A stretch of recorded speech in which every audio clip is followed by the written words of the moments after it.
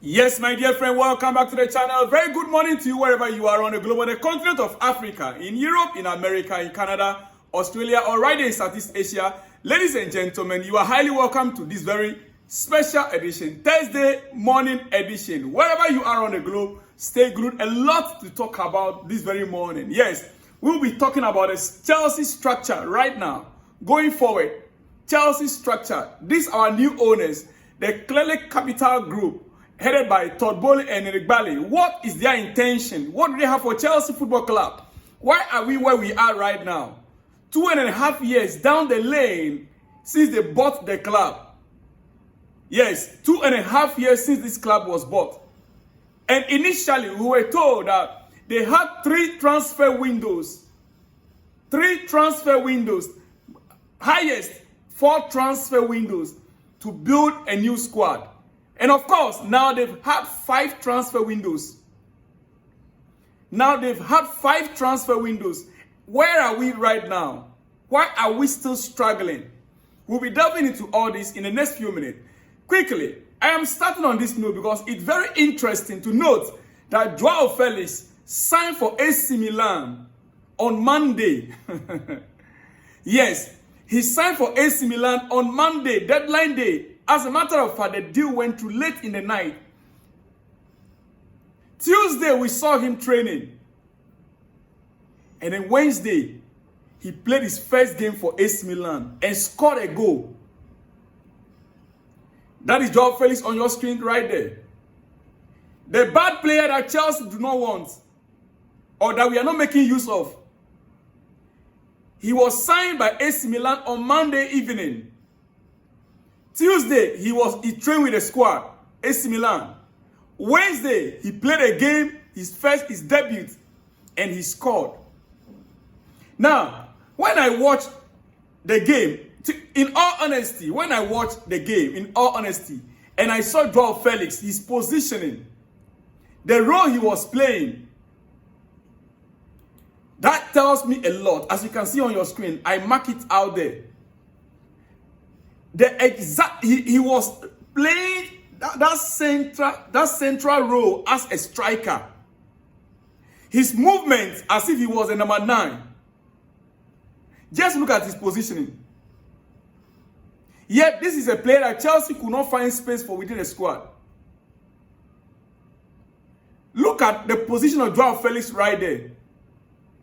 A new signing, yet he was tasked to be at the front, and he delivered. Now, let's leave this. I'll get back to this Joao Felix issue again. You see, why I said we should leave this, I want to say something here. Because I don't really understand the mindset that Chelsea has. I don't really get it. I have seen on social media many people talking about Joao Felix not having enough patience to wait. Comparing Joao Felix and Christopher Nkunku. That, Chris was there for 18 months. He is not complaining. Who said Christopher is not complaining?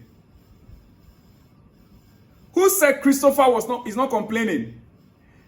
I really don't get it. Joao Felix couldn't displace Cole Palmer. I heard another person saying that Joao Felix could not displace Cole Palmer. Must they play the same role, the same position? And must Cole Palmer play every single game? Oh, okay. Even if you want Cole Palmer to play every single game, then why did you sign Joao Felix?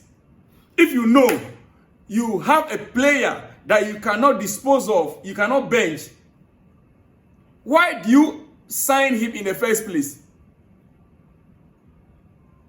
Why?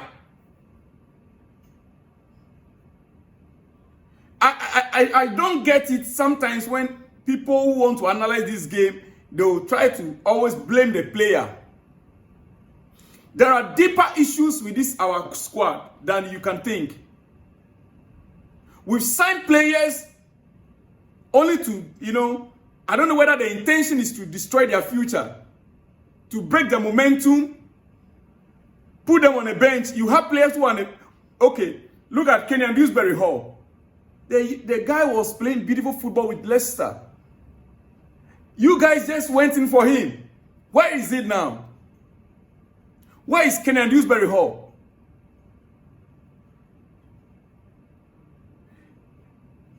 I watched the game that Joao Felix played, and I've come to conclude on this. Now,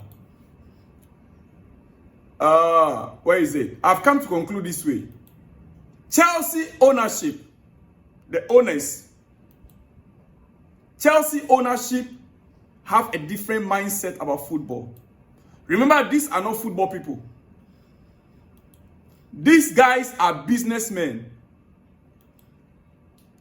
These guys are businessmen.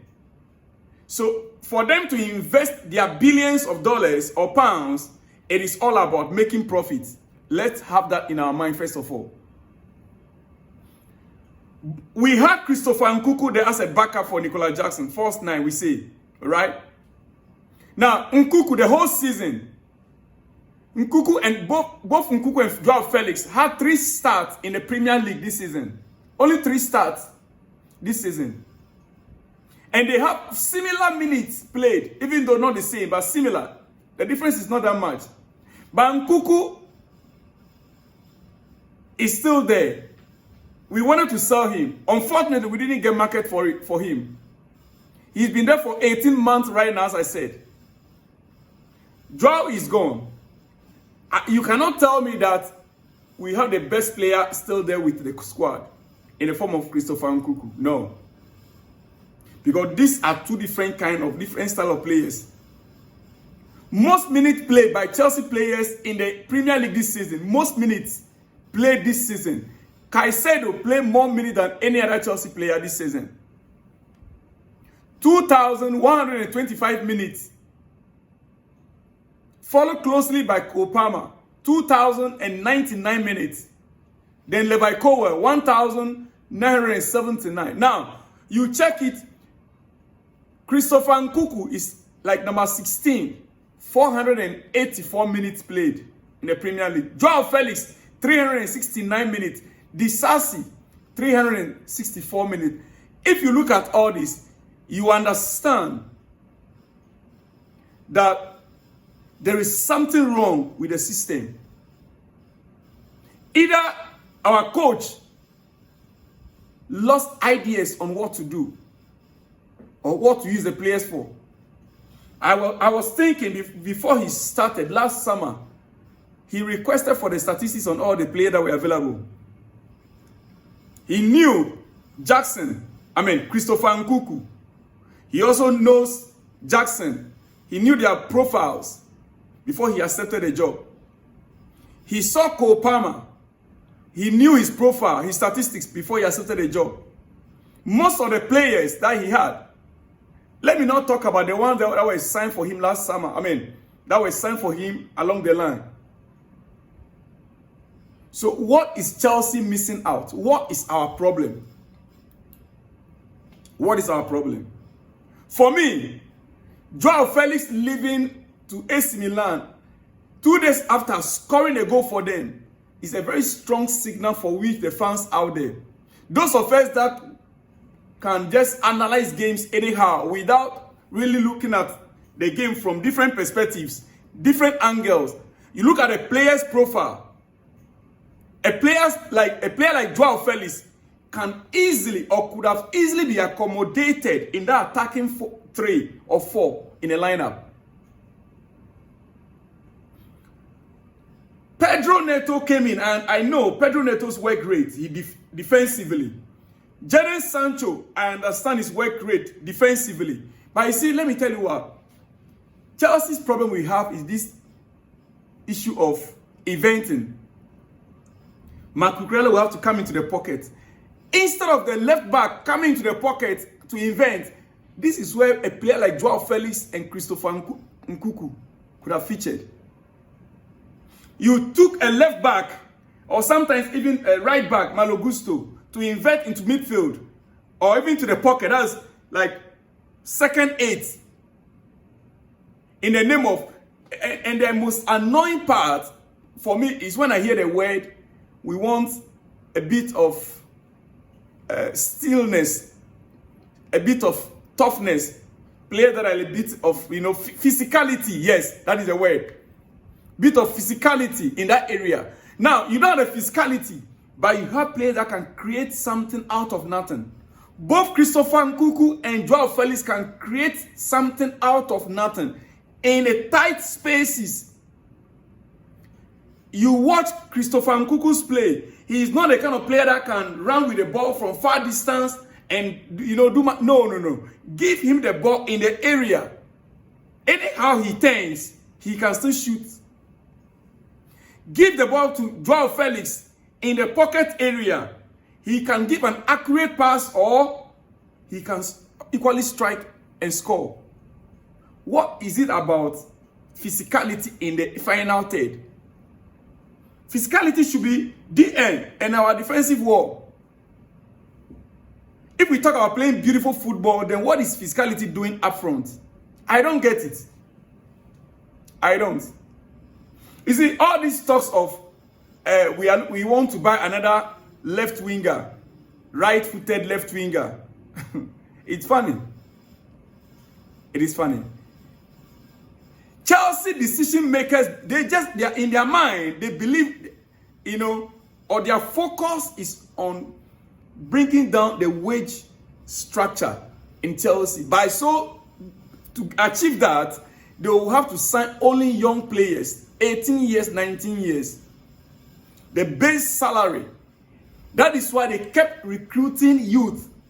40,000 pounds, 30,000 pounds per week. They will ship you on loan. After a season, your market value is up. They'll bring back to Chelsea for maybe 2-3 months. Then they can sell you and make profits. Recruiting youth.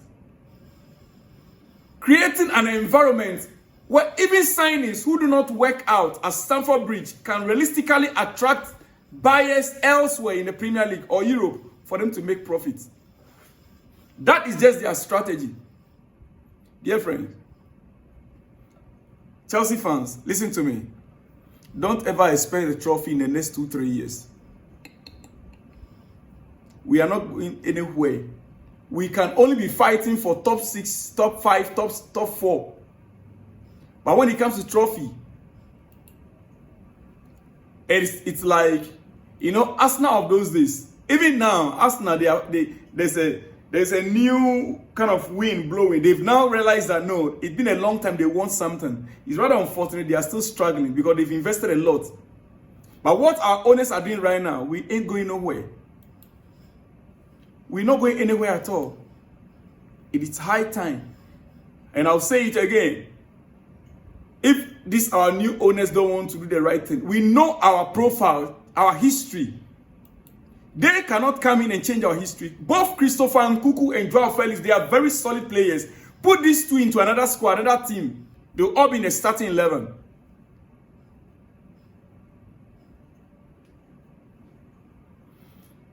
I'll be back with more on this in the coming hours in the afternoon. But quickly, let me now touch a little bit on Arsenal, my people. I have a lot of good friends with that Arsenal fans. A lot. And every season, we are building. Every season, this season is our season. Every single season is Arsenal season. From pre-season, they'll begin to, we have improved. Now our defense is solid. Right now, to be honest with you, Arsenal's defense is one of the best in the Premier League. Their defense, one of the best in the Premier League. Oh yes, if not the best. But then what is the problem? Newcastle knocked Arsenal out of the Carabao Cup last night. Another trophy gone.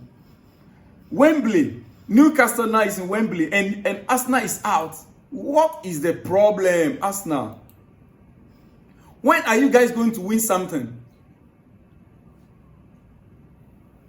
I know my friends out there, they'll soon come after me. When are you guys going to win something? Newcastle 2, Arsenal 0, Carabao Cup. Newcastle is they are at Wembley. Oh yes. Newcastle is even winning this trophy, and Arsenal, you are losing out on the Premier League. Last season, I remember. I mean, this season, earlier this season, Arteta. Oh, it is our season to win it. Every season, it is our season. After Christmas, Arsenal will be nowhere to be found. The only realistic trophy Arsenal has an opportunity to win this season is this Carabao Cup, and this has also slipped out. Because with the Champions League, they are not going anywhere in the Champions League. They are not going anywhere in the Champions League. Arsenal. Well, we'll leave it for another season. Dear friends, I'll be back in the afternoon, and I will talk more on what we started discussing. And I also talk about Andrew Santos. Yes, Andrew Santos from Strasbourg. Yes, but quickly before I let you guys go, the Premier League will monitor player goal celebrations and may consider imposing sanctions if they feel they are damaging the reputation of the game or could inflame opposition fans or players. Dear friend, these guys, they are turning football into something else. The fan of football, what football used to be, is that you win and you tease your opponent. You celebrate and your opponent, you win over your opponent.